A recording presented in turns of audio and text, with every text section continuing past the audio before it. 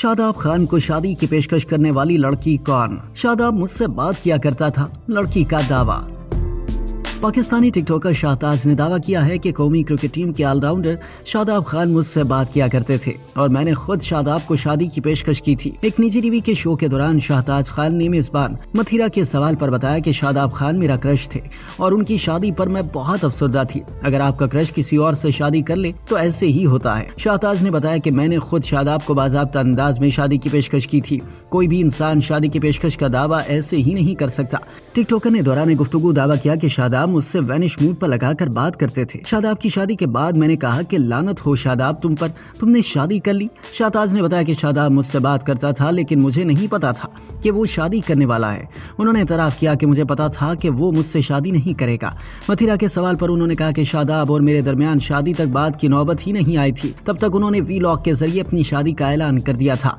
उन्होंने दावा किया कि शादाब खान के साथ उनकी बातचीत 6 से 7 माह तक होती रही। जब शाहताज ने यह कहा कि शादाब खान उनके साथ वैनिश मूड पर बात करते थे जहां से मैसेजेस गायब हो जाते हैं, तो मेजबान मथिरा ने लड़कियों को मशवरा दिया कि अगर कोई लड़का वैनिश मूड पर बात करे तो उसके साथ बातचीत मत करो, चाहे वो सेलिब्रिटी ही क्यों ना हो, क्योंकि अगर वो वैनिश मूड पर बात कर रहा है तो वो जरूर कुछ छुपा रहा होगा।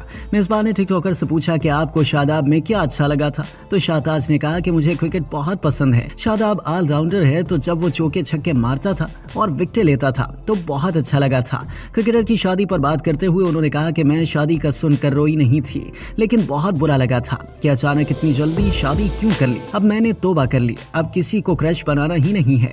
याद रहे कि माजी में शाहताज शादाब की फैन रह चुकी हैं, लेकिन सखलैन मुश्ताक की बेटी से शादी के बाद शाहताज ने एक वीडियो शेयर की थी जिसमें शाहताज ने शादाब खान पर बाहिजाब लड़की से शादी करने पर लानत भेजी थी, जिसके बाद शाहताज को सोशल मीडिया सारिफीन की जानिब से खासी तनकीद का निशाना बनाया गया था।